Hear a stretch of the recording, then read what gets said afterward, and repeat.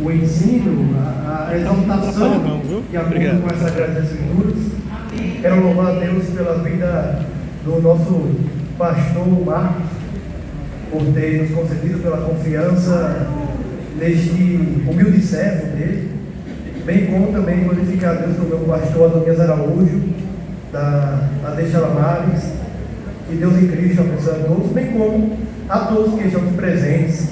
Que o nome do Senhor Jesus seja glorificado por cada um de vocês. Bem, queridos, eu quero glorificar a Deus também rapidamente pela vida da irmã Érica, por ter sido a mediadora, digamos assim, para que eu estivesse aqui. E também glorifico a Deus pela vida da sua mamãe, pelo qual tenho muito carinho, tenho muito respeito. Ela é uma bênção. E eu já estive, como foi dito, já estive aqui na consagração, e meus queridos, a cruz é mais pesada na noite de hoje. Mais gente, mais pessoas, mas o mesmo Deus, como o presbítero disse, da consagração, é o mesmo Deus que está aqui na noite de hoje. E este Deus tem uma palavra para o seu coração agora. Queridos, eu não sei como você chegou, mas eu quero que você saiba que você é amado por Deus. Eu quero pedir perdão à igreja, porque eu não sou como os demais pregadores que falam: toca na mão do seu irmão, levanta agora, meu Deus. Eu prego mais calmo, prego mais estilo Hernandes Dias Lopes, eu até comentei aqui com o presbítero, mas mesmo sendo pentecostal até o tutano, ou até mais calmo, Deus vai falar antes de Deus. Queridos, a palavra que hoje foi escolhida, pelo qual é tema do culto de hoje, me chama muita atenção, porque ele nos fala de um amor imerecido. Porque o apóstolo João, ele escreveu essa primeira epístola universal, ele escreveu, segundo a tradição, em Éfeso, quando ele já tinha saído da ilha de Patmos, pelo qual também recebeu a revelação, e também escreveu o livro da revelação, pelo qual conhecemos como Apocalipse. E queridos, a mesma tradição diz que ele faleceu em Éfeso, e dizem também que foi ele que escreveu essa epístola. E bem sabemos, de acordo com o que ouvimos na noite de hoje, até pela peça de teatro, do amor de Cristo para conosco. Bem sabemos que Deus, ele é a fonte do amor. Bem sabemos que Deus, por já tanto ouvimos falar, ele é o próprio amor. Deus, ele é a fonte do amor, ele é o autor do amor. Mas para nossa compreensão, devemos levar em conta duas coisas. Primeiro, de acordo com o ponto de vista da humanidade, levando em conta, por exemplo, o dicionário brasileiro. O que é que o ser humano, no seu ponto de vista, tem como por significado a palavra amor? Bem, de acordo com o dicionário brasileiro, amor significa um sentimento de apreciação por alguém, acompanhado do desejo de fazer bem. Ou seja, a gente escuta tantas vezes a palavra amor: eu te amo, meu amor, amor, eu te amo, mas às vezes a gente até fala da boca para fora. É ou não é verdade? De repente a gente nem tem tanto amor com uma pessoa, mas o que me chama a atenção agora é levando agora o ponto de vista das Sagradas Escrituras. O que é que a Bíblia vai dizer sobre o amor? Qual é o significado do amor agora do ponto de vista das Escrituras? Diz a Bíblia, por exemplo, levando em conta esse texto, e levando em conta que o Novo Testamento foi escrito em grego koiné, a palavra que aparece em amamos e em amor, neste versículo 19, por exemplo, vem do grego agapau, que nós conhecemos como um amor ágape, ou seja, o que é este amor agapau do grego? É um amor incondicional, é um amor imerecido, é um amor que não merecemos. Glória a Jesus. Então, nesse contexto bíblico cristão, amor significa um amor altruísta, um amor sacrificial, glória a Jesus, um amor profundo e incondicional, que busca o bem-estar do outro, refletindo o amor de Deus para conosco. Queridos, a maior prova de amor, ou seja, a maior prova deste amor bíblico, pelo qual em grego é agapau, é o próprio Cristo, pelo qual conhecemos, como nós dissemos, de voz salteado, né, como nós conhecemos, por exemplo, João 3,16, que todos aqui conhecem muito bem, porque Deus amou o mundo de tal maneira que deu o seu Filho unigênito, para que todo aquele que nele crê não pereça, não morra, mas tenha a vida eterna.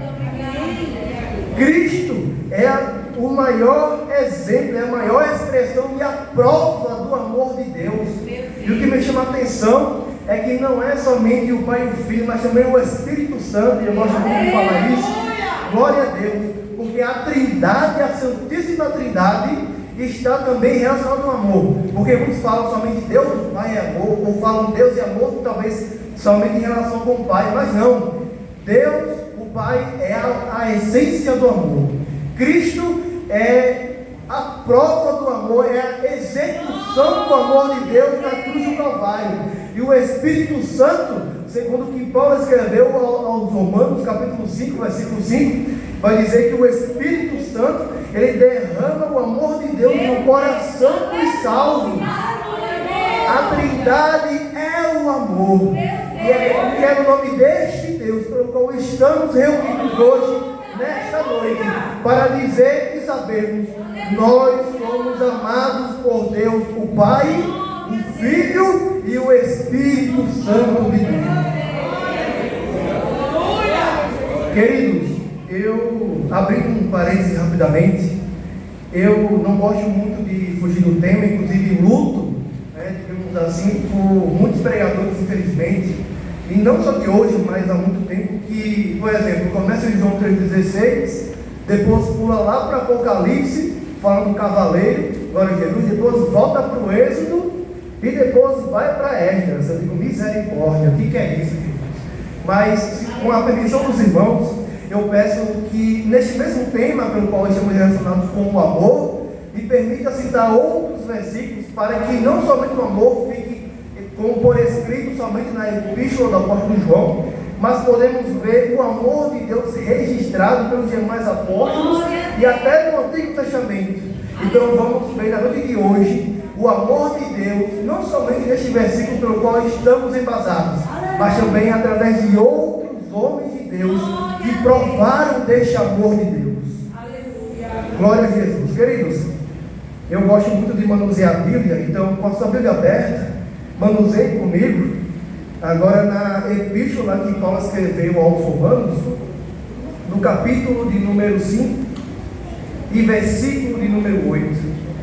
Epístola de Paulo aos Romanos, capítulo 5, versículo de número 8. Assim diz a Sagrada Escritura: mas Deus prova o seu amor para conosco, em que Cristo morreu por nós, sendo nós ainda o quê? Pecadores. Aleluia! A pergunta que eu faço é: que amor é esse de morrer porque quis por aqueles que não mereceram? Meu Deus, aleluia! Porque o pecado, bem sabemos, foi o pecado que nos afastou da comunhão de Deus. Aleluia! Foi o pecado que nos afastou do amor de Deus. Foi o pecado que nos destituiu da presença e do amor de Deus. Mas eu glorifico a Deus por nosso Senhor Jesus Cristo Nazareno, porque Deus, este mesmo Deus, que foi, digamos, traído pela sua própria criação, este mesmo Deus olhou para a criação agora corrompida, a criação agora depravada pelo pecado, corrompida pelo pecado, e Deus podia até imaginar: errou, vou destruir e vou construir novamente. Mas graças a Deus, que foi do agrado dele dar o seu próprio filho, que mesmo sendo Deus, não teve por usurpação ser igual a Deus, mas fez-se na forma de homem, fez-se na forma de servo, e foi obediente até a morte, e morte de cruz. Deus. Glória a Deus. E o que me chama a atenção, meus queridos irmãos, é o contexto do versículo 8. Porque quando eu li esse versículo pela primeira vez, a minha cabeça fez: meu Deus, quem sou eu? Um pecador miserável que necessito deste amor. Porque não é por nós estarmos no altar que somos os super-homens, os super-cristãos. Não, eu sou necessitado do amor de Deus. O presbítero é necessitado do amor de Deus. Todos nós somos necessitados deste mesmo amor. Glória a Deus. E o que me chama a atenção é o contexto do versículo 8. Voltemos uns versículos antes, ainda com a Bíblia aberta, no versículo número 6 do capítulo 5 de Romanos, onde o apóstolo Paulo vai escrever: porque Cristo, estando nós ainda fracos, morreu a seu tempo pelos ímpios. Porque apenas alguém morrerá por um justo, pois poderá ser que pelo bom alguém ouse morrer. Mas Deus prova o seu amor para conosco, em que Cristo morreu por nós, sendo nós ainda pecadores. Versículo 9 em diante vai dizer: logo, muito mais agora, aleluia, justificados pelo seu sangue, seremos por ele salvos da ira. Versículo 10 vai dizer: porque se nós, sendo inimigos de Deus, fomos reconciliados com Deus, pela morte de seu Filho, muito mais estando já reconciliados, seremos salvos pela sua vida. Versículo 11 vai dizer: e não somente isto, mas também nos gloriamos em Deus, por nosso Senhor Jesus Cristo, pelo qual agora alcançamos a reconciliação.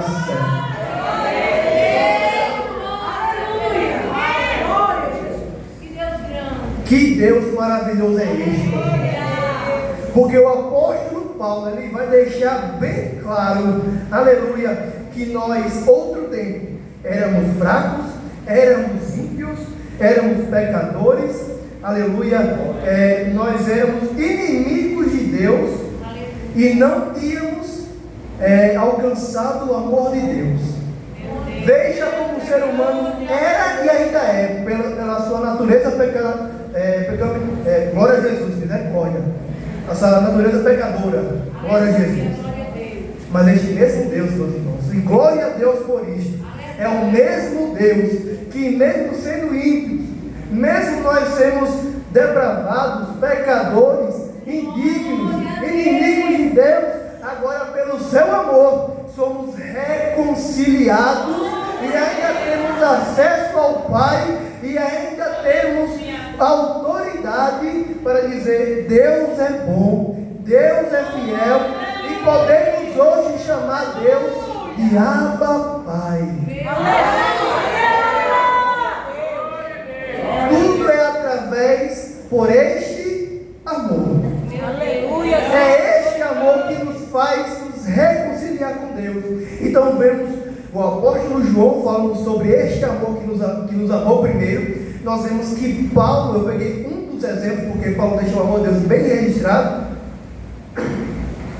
nas escrituras que ele escreveu, mas eu peguei apenas um exemplo dos muitos que Paulo ele registrou sobre o amor de Deus.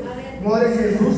E agora, meus queridos irmãos, eu quero pegar outro exemplo de outro homem e líder da igreja, que foi o apóstolo Pedro. Com a Bíblia aberta, vamos abrir as nossas Bíblias. Na primeira epístola que Paulo escreveu, ou melhor dizendo, na primeira epístola universal que escreveu o apóstolo Pedro, melhor dizendo, no capítulo de número 3 e versículo 18, somente a parte A. 1 Pedro, capítulo 3, versículo 18, a parte A vai dizer: porque também Cristo, padecendo uma vez pelos pecados, o justo pelos injustos, para levar-nos a Deus. Se vocês repararam neste versículo, Pedro ele deixa bem claro que Cristo ele padeceu uma vez pelos pecados. Isso nós sabemos muito bem, que Cristo, a missão de Cristo não foi para receber likes. A missão de Cristo na terra não foi para receber visualização.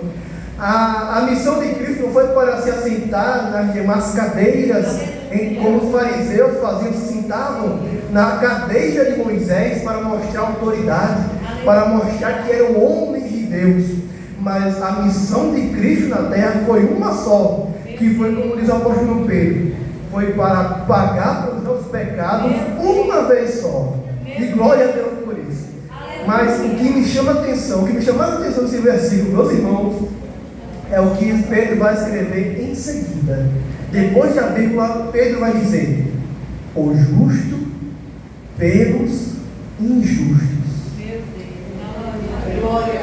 Pedro deixa registrado o justo, o Redentor, o Rei da Glória, o Soberano, o Altíssimo, o Jeová Jireh, o Jeová Rafa, Jeová de si. O justo morreu por esse injusto aqui. O justo morreu por esse injusto. E eu imagino, meus irmãos, como se eu fosse o apóstolo João, aos pés da cruz. Se eu fechar os olhos, eu consigo imaginar eu aos pés da cruz, naquele contexto daquele dia que Cristo foi crucificado. Eu consigo imaginar eu olhando para cima, vendo o meu mestre sendo crucificado. As mesmas mãos que curaram, que sararam, que fizeram milagres e prodígios, agora estava sendo encravada através dos pregos romanos. Os mesmos pés pelo qual andaram diversos quilômetros, diversos lugares, por amor àqueles judeus e samaritanos, agora estava sendo perfurado naquela cruz do Calvário, naquele dia. E eu imagino, eu olhando para aquela cruz, imaginando o justo pelos injustos. Aquela cruz, ele com a aparente ensangrentada, as mãos e os pés perfurados, há uma coroa de espinhos na sua cabeça que perfuraram o seu crânio. Tudo aquilo não foi por visualização. Tudo aquilo não foi para dizer: olha, o pastor Jesus, vamos tirar uma foto com ele, senão eu morro. Não. Aquele rabino pelo qual ele era conhecido, o mestre, como disse Maria Madalena, Rabone, mestre, estava sendo não exaltado, mas estava sendo humilhado por este justo aqui. Para que nesta noite nós possamos dizer: eu sou livre pelo sangue do Cordeiro de Deus, que tira o pecado do mundo.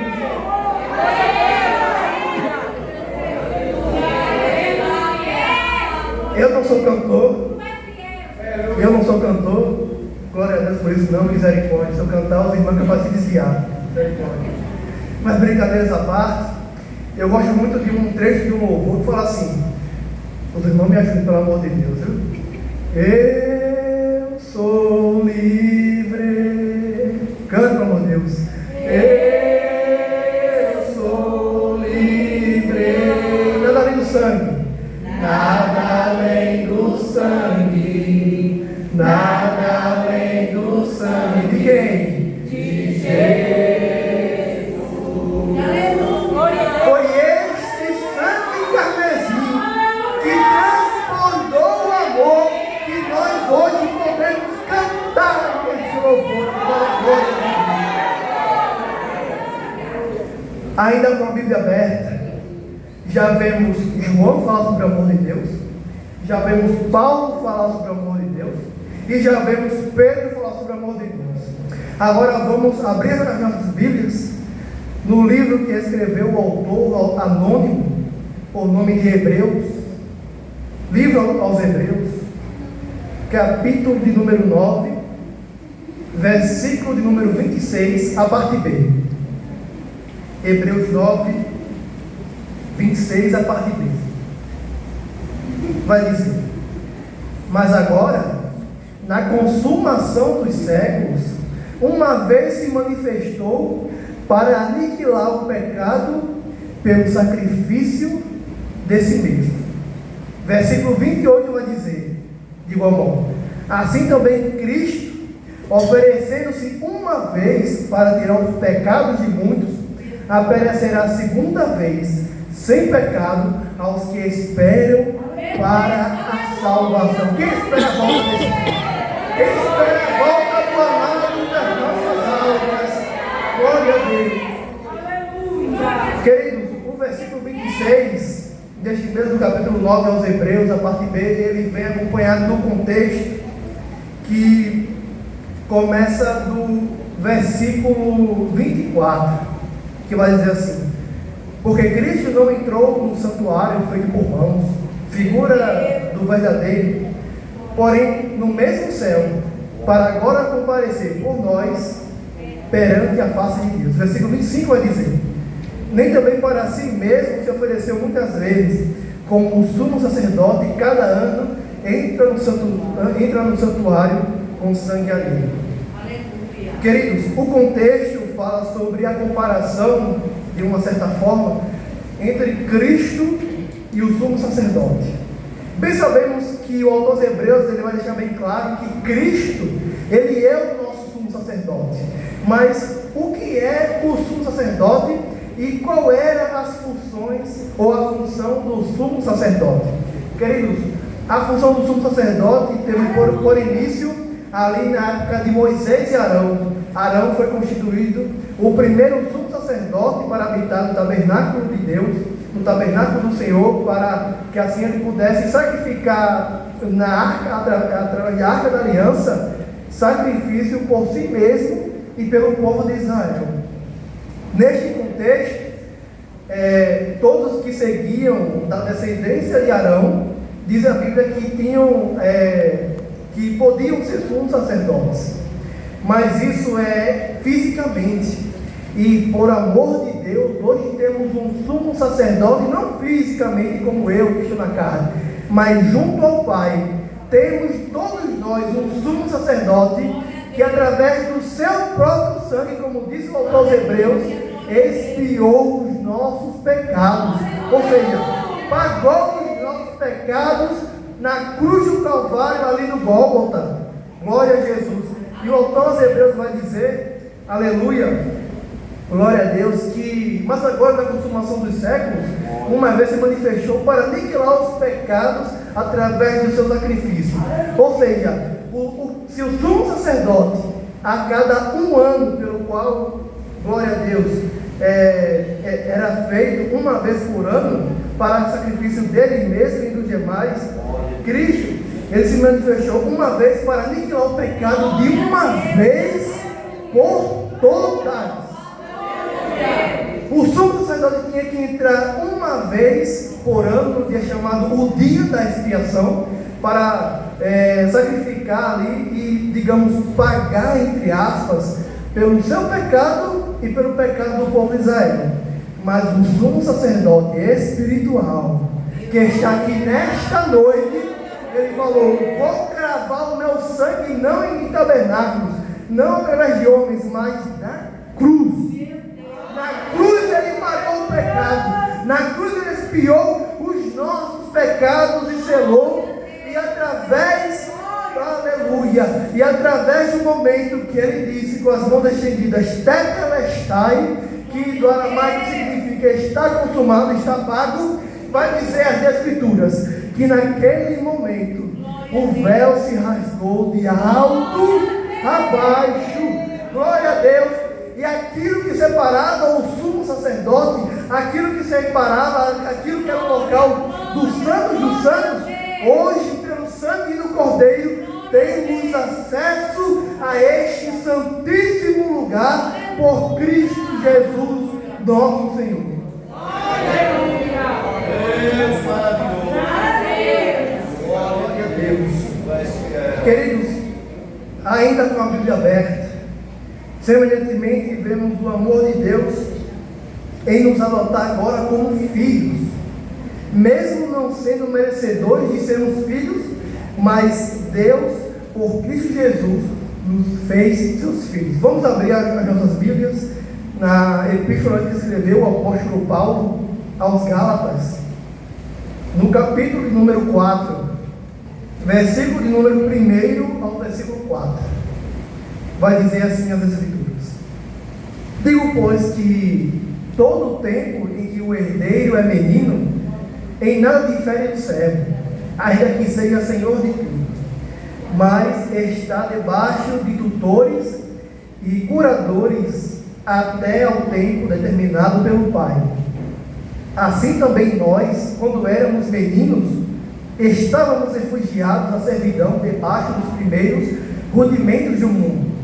Porém, o versículo 4 vai dizer: mas, vírgula, vindo a plenitude dos tempos, Deus enviou o seu Filho, nascido de mulher, nascido sob a lei, versículo 5, para remir os que estavam debaixo da lei, a fim de recebermos a adoção de quê? Filhos. Em outras palavras, pelo amor de Deus, através de Cristo, hoje, como diz o apóstolo Paulo, ele nos remiu. E nós que estávamos debaixo da lei, e nós que estamos debaixo da lei, hoje nós recebemos a adoção de filhos. E não somente isto, mas me veio agora a mente que Paulo também escreveu aos Romanos, que não somente de filhos, mas em Cristo somos co-herdeiros do céu. Aleluia! Estávamos destinados ao inferno. Estávamos destinados à perdição eterna. Estávamos destinados à depravação eterna. Mas por Cristo Jesus, nosso Senhor, diz a Bíblia que hoje somos filhos amados, reconciliados, restaurados, remidos, agora sendo co-herdeiro de Cristo, porque agora o céu é o nosso lugar. Pelo que diz o apóstolo Paulo: queridos, não olhem para as coisas que são de baixo, mas olhem para as coisas que são de cima, porque, como diz o apóstolo Paulo, lá é o nosso lugar. Aleluia! É por isso que eu louvo a Deus quando eu escuto o louvor, o hino número 2 da nossa alma cristã, Saudosa Lembrança. Eu não sou cantor, como já dito, mas me ajude a louvar, porque esse louvor é muito lindo. Onde vai dizer assim: glória a Jesus. Hino número 2 da nossa alma cristã vai dizer o seguinte: no louvor, quando nós conhecemos, no refrão, vai dizer assim: sim, eu Confiarei por essa terra de além, e lá terminarei as muitas lutas de alguém. Mas quem vai estar lá? Lá está meu bom Senhor, a qual eu desejo ver. Ele é tudo pra mim, e sem Ele eu não posso viver. A primeira estrofe, em nome de Jesus. A primeira estrofe. Que saudosa lembrança tenho de ter oceano, Sião, o nosso lugar. terra que eu tanto amo, pois é do meu coração. Ela hoje nos pertence. Eu para ti voarei, quando o Senhor meu voltar,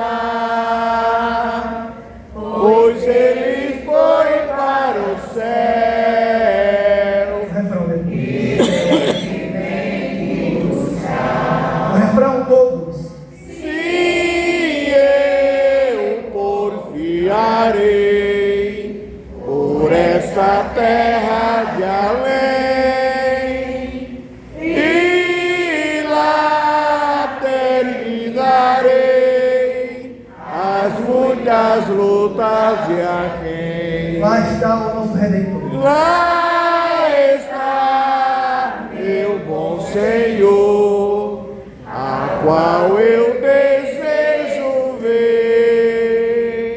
Ele é tudo pra mim, sem ele eu não posso viver. Quantos podem glorificar Ele? Glória a Deus. O louvor vai dizer: ó, que saudosa lembrança tenho de ti, ó Sião. E é a terra que nós amamos, porque agora já reconciliados pelo amor de Deus em Cristo Jesus, ela nos pertence e nós somos co-herdeiros de Cristo desta Sião que acabamos de louvar. É por isso que o louvor diz: sim, eu porfiarei, ou seja, eu andarei, eu habitarei nesta terra de além. E lá nós vamos terminar as muitas lutas que passamos, mas pelo amor de Deus em Cristo Jesus para conosco, nós podemos chegar lá e olhar no rosto do nosso mestre e dizer: Pai, valeu a pena a angústia, valeu a pena a tristeza, valeu a pena a dor, valeu a pena a perseguição, por amor de ti, porque o Senhor me amou primeiro. Queridos, agora vamos partir agora para o outro lado das Escrituras, também conhecido como Antigo Testamento. Comigo é assim, eu gosto de abrir Bíblia mesmo. Vamos abrir Bíblia, glória a Jesus, porque nós estamos aqui para glorificar o nome do Senhor, que está registrado aonde, meus irmãos? Nas Sagradas. E temos que conhecer e manusear bem as Sagradas Escrituras. Por isso, vamos abrir as nossas Bíblias no livro do profeta Isaías, no capítulo 43, versículo 4. Vimos e ouvimos o amor de Deus no Novo Testamento. Agora vamos ver e ouvir agora o amor de Deus registrado no Antigo Testamento, porque a Bíblia ela não se contradiz, nem tampouco o Deus do Antigo é diferente do Deus do Novo. O mesmo Deus do Antigo é o mesmo ontem, é o mesmo hoje e é o mesmo que, meus irmãos, eternamente. Então este Deus, ele não muda. E esse mesmo Deus de amor é o mesmo Deus que vai escrever, é o mesmo Deus que vai escrever o profeta Isaías, registrado no versículo 4, onde vai dizer, no capítulo 43 de Isaías, vai dizer: enquanto fostes precioso aos meus olhos, também foste glorificado, e eu te amei, pelo que dei aos homens por ti, os povos, aleluia, pela tua alma. Glória a Jesus. Queridos, o contexto fala sobre Deus resgatar a Israel. Queridos, bem conhecemos a história do povo de Israel, bem conhecemos das muitas coisas positivas que Israel fez, mas também temos ciência dos pecados de Israel. O livro dos Juízes é um exemplo, porque o livro ele é conhecido como o livro da apostasia, não porque o livro seja apóstata, mas porque o livro registra que o povo de Israel vivia em constante apostasia de tempos em tempos. Em outras palavras, o povo de Israel glorificava a Deus por um tempo, pedia a ajuda de Deus por um tempo, mas depois de um tempo adorava os deuses pagãos, se dobrava, servia a Baal, a Astarote e aos demais deuses pagãos daquele tempo, daquele contexto. E quando Deus castigava, aí veio pedir: Deus me liberte, Deus me ajude, misericórdia, me ajude. E o que vemos, por exemplo, como foi citado nos Juízes, é que Deus em nenhum momento ele falou: Israel, você pegou contra mim X vezes, te rejeitei.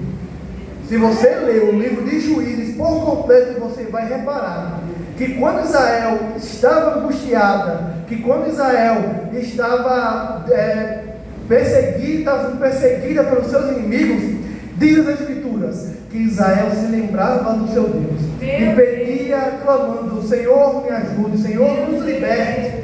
E Deus, ele não rejeitava Israel, mas por amor a Israel, ele enviava cada vez um juiz para livrar o povo de Israel. Este mesmo Deus é o mesmo Deus que está aqui e que nos amou primeiro. E vemos que Israel, nesse contexto agora, está no contexto, daquele contexto entre Israel e Babilônia. E Deus vai dizer: Israel, diz a Bíblia, enquanto foste precioso aos meus olhos, também foste glorificado. E eu te amei, apesar dos muitos pecados de Israel, apesar das idolatrias de Israel. Diz a Bíblia que Deus amou. Diz a Bíblia que Deus teve apreciação e não se esqueceu do concerto que fez com Abraão, bem como também das leis que fez com Moisés, seu servo. E é por isso que hoje, segundo as Escrituras, como diz o apóstolo Paulo, hoje, por sermos a Israel de Deus, podemos agora ter acesso ilimitado ao Santo dos Santos, por Cristo Jesus, nosso Senhor. O amor de Deus para com Israel foi dito e provado. E agora, em Jeremias capítulo 31, versículo 3. Glória a Deus. Vamos abrir as Bíblias no livro do profeta Jeremias, capítulo 31, versículo número 3, pelo qual vai dizer: há muito que o Senhor me apareceu, dizendo: com amor eterno te amei, também com amável benignidade te atraí. Nesse contexto, glória a Jesus, vai dizer a Bíblia que Deus, virando para o povo de Israel, disse: com amor eterno. Veja, não é com amor limitado. Não é como o Senhor tivesse dito: Israel, vocês receberam a lei de Moisés: não adultere, não adore outro Deus acima de mim, não cobiçai, não faça nada. Mas Israel, por ser uma nação pecadora, fez ou não fez o pecado? Fez. Mas diz a Bíblia que apesar de tudo, Deus teve o quê? Um amor limitado? Sim ou não? Mas um amor eterno. Um amor eterno por Israel. E não durou apenas até o tempo dos profetas, nem tampouco até o tempo dos apóstolos e de Cristo, mas até hoje Israel está nos planos de Deus e é um vaso nas mãos de Deus. Mas nós hoje, a igreja de Cristo Jesus, por sermos a Israel de Deus, Deus também disse para cada um de nós: filho, filha, com amor eterno te amei. Melhor dizendo, com amor eterno eu te amo. Eu quero dizer para você no dia de hoje: se alguém te despreza, se alguém não gosta de ti, se alguém te persegue, se até da tua família, da tua parentela levantam coisas negativas contra ti, eu quero dizer para você no dia de hoje que você tem um Deus que te ama, que te guarda, que te renova, que cobre com seu sangue carmesim e que diz: filho, filha, tu não és esquecido, tu não és esquecida, pois eu te amo com amor eterno. Glória a Deus nas alturas. Glória a Jesus. Queridos, já concluindo a minha pregação, misericórdia. É glória. Mas, queridos, para a glória de Deus, nós ouvimos sobre o amor de Deus diante de hoje. E eu te peço, pelo amor de Deus, em nome de Jesus, não entre por aqui, saia por aqui. Porque o ser humano, infelizmente, tem por si só, por sua natureza, ouvir e depois desvanecer. Mas eu quero que você tenha algo gravado no seu coração, como diz o salmista: A tua palavra escondi aonde? No meu, para não. Glória a Deus. Aqui tem a escondi a tua palavra no meu coração. Isso significa: eu não me esquecerei daquilo que ouvi e daquilo que vi. E a palavra de Deus vai dizer o que? O apóstolo Paulo, que a fé vem pelo ouvir, e ouvir o que? Sem doutrina. Glória a Jesus. A fé vem pelo ouvir. E eu quero que você nesta noite saia daqui com a fé maior deste amor que transborda além do pecado. Porque o apóstolo Paulo, ele vai escrever aos Romanos, aleluia, que onde abundou o pecado, vai dizer o quê? Que a graça faz o quê? Superar.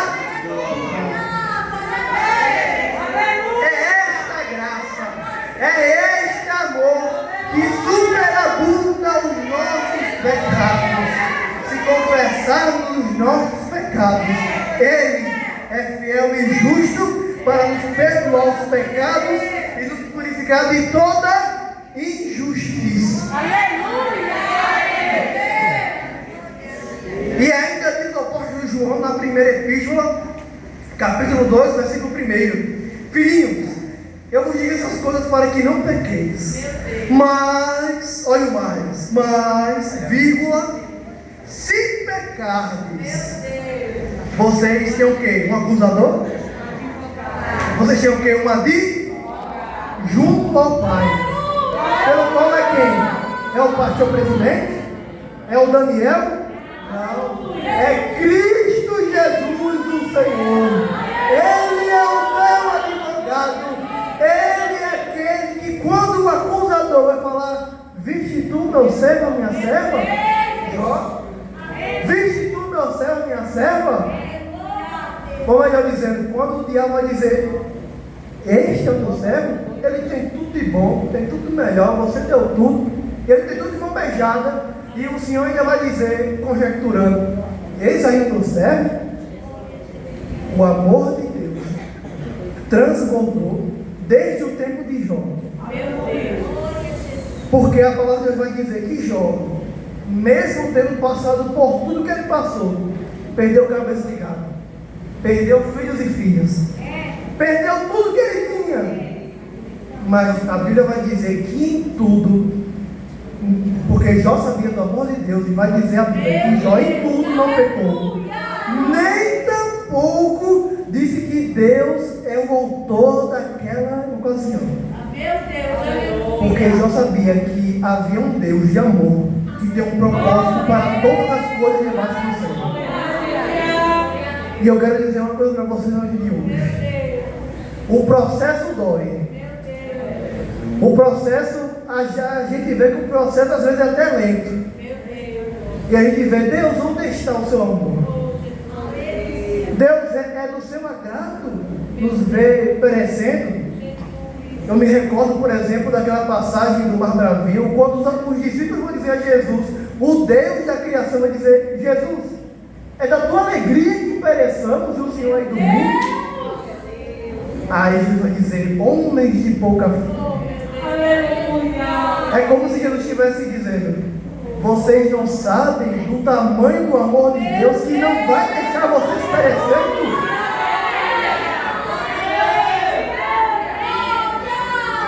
Que não sejamos que nem os discípulos, homens e mulheres de pouca fé, mas que sejamos como Jó, que no momento da aflição vai dizer: Deus me deu e Deus tomou. E pelo amor que Ele tem por mim, eu posso dizer: bendito vai continuar sendo o nome do Senhor de eternidade a eternidade, porque eu sei o amor que eu tenho por este Deus.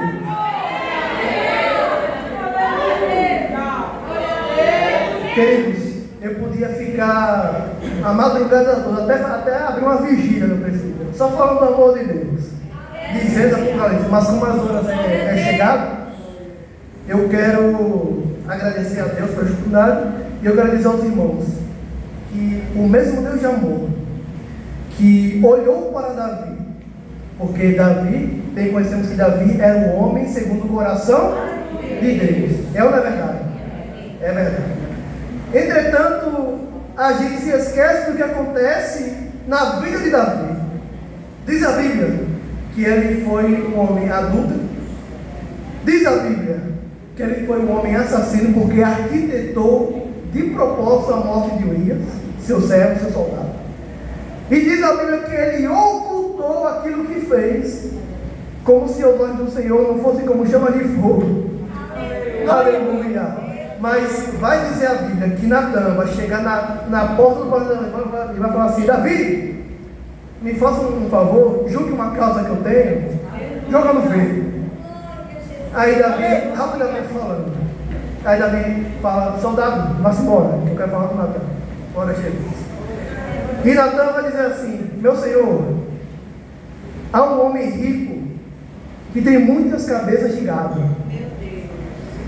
E chegaram alguns visitantes na casa daquele homem rico. Entretanto, este homem rico, ele tinha muitas cabeças de animais. Só que em contrapartida, havia nesta mesma cidade um homem pobre, que não tinha absolutamente nada, a não ser uma cabrita, um animal. Meu Deus. E vai dizer a Bíblia que Natan, jogando verde, né?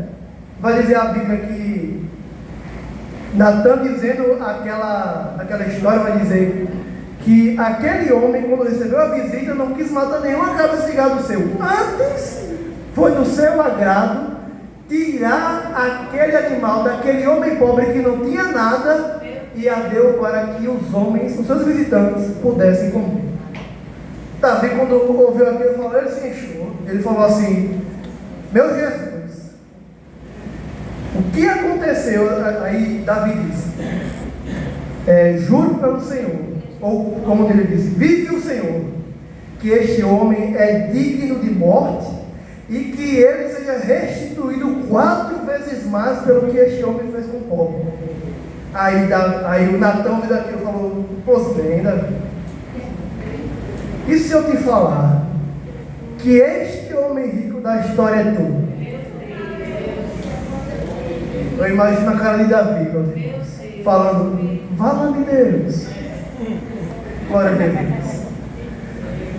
E Natan vai dizer: porquanto tu tiraste a mulher de Urias, teu servo, e eu te dei tudo, te dei rei, te dei esposa, te dei riqueza, te dei fama, fui contigo nas guerras, e se isso fosse pouco, eu te daria muito mais se você me pedisse. Mas porquanto você fez isso, diz a Bíblia, que aquela criança não vai nascer, e que Davi teve, glória a Jesus, que Davi teve muitas coisas negativas por este pecado.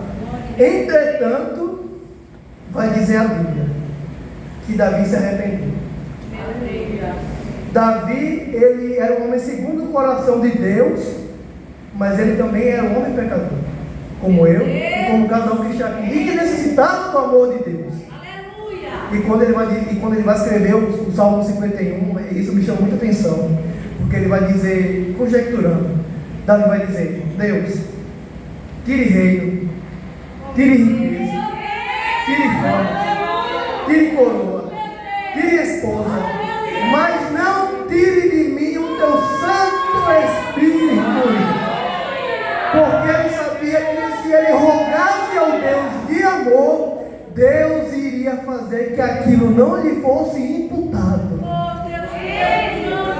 Davi vai dizer: Deus, crie em mim um coração puro e renove em mim um espírito reto. Porque ele conhecia o Deus do amor. Davi, que foi assassino e tantas outras coisas, foi perdoado por Deus. E até hoje é lembrado como um homem segundo o coração de Deus. E eu quero lembrar outra coisa rapidamente, ainda em tempo. Agora indo para o Novo Testamento, dando só um tempo. Vamos lembrar de uma pessoa pouco conhecida, Saulo de Tarso, que vai dizer que ele esteve aos pés ali do martírio de Estevão, que foi o primeiro mártir das Escrituras. Ele vai dizer, a Bíblia vai dizer em Atos, escrito por Lucas, o médico amado, que Saulo, como ele é conhecido, ele viu a morte de Estevão, e diz a Bíblia que ele era um homem fariseu, segundo a lei, e era zeloso pela lei, e por isso perseguia a igreja, como Paulo vai dizer: eu, Paulo, circuncidado ao 8º dia, hebreu de hebreus, segundo a lei fui fariseu, da linhagem de Benjamim, e pelo zelo fui perseguidor da igreja. E vai dizer a Bíblia que Paulo, ele não batia na porta e falava assim: deixa eu entrar para conversar contigo? Não, a Bíblia vai dizer que Paulo, ele invadia casas para arrastar cristãos para serem mortos, para serem presos e para serem torturados. Diz a Bíblia que ele foi um homem sanguinário, ele era como um boi que não podia ser controlado. É por isso que quando Jesus, pelo seu amor, que amou Paulo primeiro, glória a Jesus, vai dizer: Saulo, Saulo, por que tu me persegues? Dura de coisa é recalcitrar entre os aguilhões. O que é o aguilhão? Jesus falou: dura de coisa é recalcitrar os aguilhões, porque o aguilhão, ele é um objeto feito para amansar bois. Ele é um objeto para deixar o boi manso. E Paulo, ele era retratado como um boi que não podia conter, ninguém podia conter Paulo. Saulo, vai dizendo, Saulo, ele, aonde ele sabia que era cristão, ele pedia carta branca ao sacerdote, ao fariseu, e ia até lá, para o quê? Para fazer viagem? Não, porque ele tinha prazer na morte de cristão. Entretanto, a Bíblia vai dizer que um Deus de amor apareceu a Saulo naquele momento. A Bíblia vai dizer que no caminho para Damasco, o Deus de amor apareceu a Saulo e disse: Saulo, não me persiga não, pelo amor de mim mesmo. E Saulo, quando ele caiu em terra, ele não falou: quem és tu para falar assim comigo? Eu que sou fariseu. Mas vai dizer a Bíblia que ele falou assim: meu Senhor. Porque ele reconheceu que aquele Deus que ele perseguia é o mesmo Deus que teve um encontro por amor a Saulo. Prova na Bíblia, Daniel, prova. Mais adiante, no capítulo 9 de Atos, vai dizer que Jesus aparece a Ananias e fala assim: Ananias. Ananias estava dormindo, bichinho. Então imagina Ananias dormindo, num sono bom, e sendo acordado por Jesus, fala assim: Ananias, vai à rua, vai à rua chamada direita, na casa de Judas, e lá vai ter um homem chamado de Saulo. Vá lá e cure ele da sua cegueira, porque ele teve uma visão que ia ser curado. Eu imagino Ananias acordando e falando assim: Jesus, o Senhor me acorda, o Senhor, na verdade, me faz sair de casa por um homem que eu sei que é um sanguinário, perseguidor da sua igreja. Eu imagino Ananias querendo debater com o próprio Jesus. Só que é por isso que a Bíblia é linda, meus irmãos. É ou não é verdade? Amém ou não amém? Amém. Que a mesma Bíblia vai dizer, alguns versículos depois, Jesus fala assim: Ananias, eu sei que ele perseguiu a minha igreja. Eu sei que ele matou. Eu sei que ele matou do menor, do mais jovem ao mais ancião. Eu sei que ele fez muitos males para os meus servos. Mas eu quero te dizer uma coisa, Ananias: este homem sanguinário é para mim um vaso precioso. Glória a Deus, aleluia.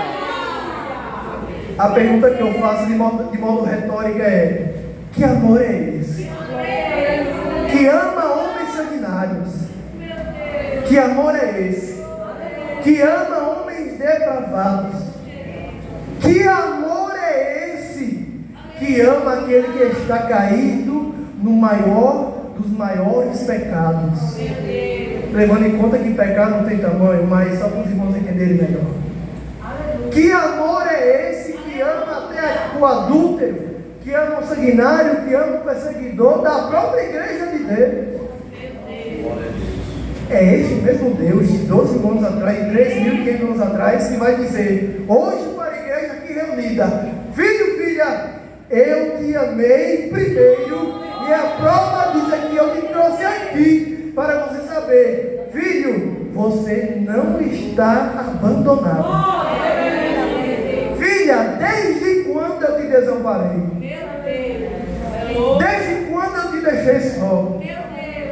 Porque como um pai se compadece de seus filhos, diz a Bíblia, que Deus ele se compadece daqueles que o temem. Isso significa amor ágape. Amor agapau. Em outras palavras, amor imerecido. Amor que não se merece de graça, mas pela graça recebemos este amor por Cristo Jesus nosso Senhor. Agora, para finalizar mesmo, eu já falei que eu ia finalizar 5 vezes, né? Misericórdia. Glória a Jesus.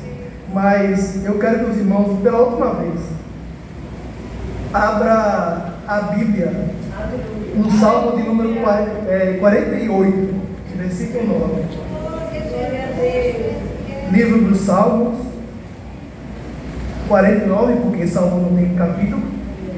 Salmo 48, verso de número 9, glória a Jesus, que vai dizer assim, versículo 9: lembramos-nos, ó Deus, da tua benignidade no meio do teu tempo. Eu quero dizer para os irmãos que este versículo, nós podemos ler ele no lugar de benignidade, podemos ler: lembremos-nos, ó Deus, do teu amor no meio do teu tempo. Que neste tempo, que neste lugar, aleluia, que neste santuário, pelo qual podemos ter acesso a este amor, mesmo sendo nós, mesmo sendo nós pecadores e falhos, mas hoje salvos e remidos, que possamos lembrar que nós somos amados, porque este Deus nos amou primeiro e nos resgatou do lamaçal do pecado, para que hoje possamos dizer: eu sou livre, porque este amor me alcançou quando eu não merecia. Agradeço a rica oportunidade em nome de